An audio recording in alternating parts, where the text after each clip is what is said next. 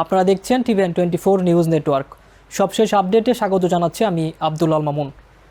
White হাউসের সাংবাদিকদের সঙ্গে প্রেসিডেন্ট ডোনাল্ড ট্রাম্পের ওয়াশিংটন হিলটন হোটেলে আয়োজিত নৈশভোজের সময় হঠাৎ গুলির শব্দ।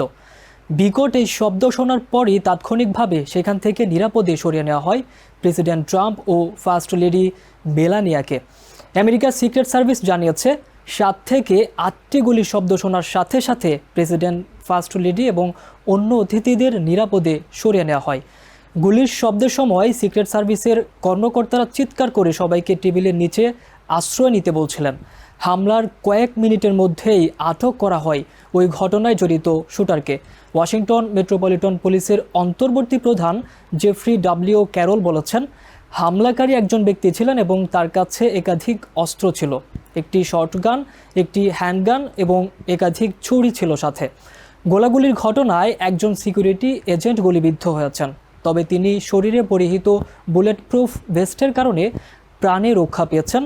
ওয়াশিংটন ডিসির মেয়র জানিয়েছেন, গুলিবিদ্ধ এজেন্টকে হাসপাতালে চিকিৎসা দেওয়া হচ্ছে এবং সন্দেহভাজন ব্যক্তিকেও হাসপাতালে নিয়ে তার অবস্থা পরীক্ষা করা হচ্ছে। ওই ঘটনার পর হিলটন হোটেলের বলরুম লকডাউন করা হয়। ঘটনার পর হোয়াইট হাউসের ফিরে গণমাধ্যমের সাথে কথা বলেন প্রেসিডেন্ট ট্রাম্প। কেন তাকে টার্গেট করা হচ্ছে, সাংবাদিকদের এমন প্রশ্নের জবাবে ট্রাম্প বলেন, সাম্প্রতিক বছরগুলোতে তার উপর 2টি হত্যা চেষ্টা হয়েছে। যদিও এদিনের ঘটনার উদ্দেশ্য সম্পর্কে পুলিশ এখনও কিছু জানায়নি। তিনি সাবেক প্রেসিডেন্ট আব্রাহাম লিঙ্কনের উদাহরণ টেনে বলেন, বড় ও প্রভাবশালী ব্যক্তিদেরই টার্গেট করা হয়। ডোনাল্ড ট্রাম্প যোগ করেন যে বিষয়টি তার কাছে ভালো লেগেছে, তিনি এটা সম্মানের মতোই মনে করছেন। প্রেসিডেন্ট ট্রাম্প আরও বলেন, তার প্রশাসন দেশের জন্য অনেক কাজ করেছে, তাতে কিছু মানুষ সন্তুষ্ট নয়।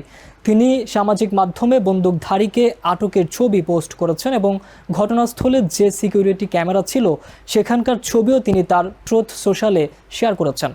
পরবর্তীতে বন্দুকধারীর পরিচয় প্রকাশ করেছে ওয়াশিংটন পুলিশ। তার নাম কোল থমাস অ্যালেন। 31 বছর বয়সী ওই ব্যক্তি ক্যালিফোর্নিয়ার বাসিন্দা হলেও থাকেন লস অ্যাঞ্জেলসের তোরেন্সে। প্রেসিডেন্ট ট্রাম্প ও তার প্রশাসনিক কর্মকর্তারাই তার লক্ষ্য ছিল বলে এলেন স্বীকারোক্তি দিয়েছেন। CNN জানায়, হামলাকারী থমাস অ্যালেনের সামাজিক মাধ্যমের প্রোফাইল থেকে দেখা গেছে তিনি C2 এডুকেশন নামে একটি প্রতিষ্ঠানে শিক্ষকতা করেছেন এবং 2024 সালের ডিসেম্বরে C2 তাকে মাসের সেরা শিক্ষক হিসেবে নির্বাচিত করেছিল। তবে প্রেসিডেন্টের উপর হামলার কারণ সম্পর্কে এখনও কিছু জানা যায়নি। সরকারের আইনজীবীরা জানিয়েছেন, হামলাকারী কোল থমান অ্যালেনকে সোমবার আদালতে তোলা হবে। আগ্নেয়াস্ত্র ব্যবহার এবং বিপজ্জনক অস্ত্র দিয়ে ফেডারেল কর্মকর্তাদের উপর হামলা, এই 2টি বিষয়ে তার বিরুদ্ধে চার্জ আনা হবে। আমেরিকার প্রেসিডেন্টের উপর এমন হামলার ঘটনায় উদ্বেগ প্রকাশ করেছেন বিশ্ব নেতারা। সামাজিক মাধ্যমে দেয়া এক পোস্টে জনগণের রায়ে নির্বাচিত নেতার উপর প্রাণঘাতী হামলার নিন্দা জানিয়েছেন জার্মানির চ্যান্সেলর ফ্রেডরিক মার্চ।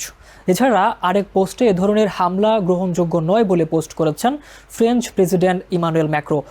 বিস্ময় প্রকাশ করেছেন ব্রিটিশ প্রধানমন্ত্রী কিয়ার স্টারমার। এছাড়া EU president von der Leyen, ইন্ডিয়ার প্রধানমন্ত্রী নরেন্দ্র মোদী, জাপানের প্রধানমন্ত্রী সানায়ে তাকাইচি, সাউথ কোরিয়ার প্রেসিডেন্ট লি জায়ে মিউং সহ বিভিন্ন দেশের রাষ্ট্রনায়ক ও বিশ্ব সংস্থার নেতারা প্রেসিডেন্ট ট্রাম্পের নিরাপত্তার বিষয়ে পোস্ট করেছেন।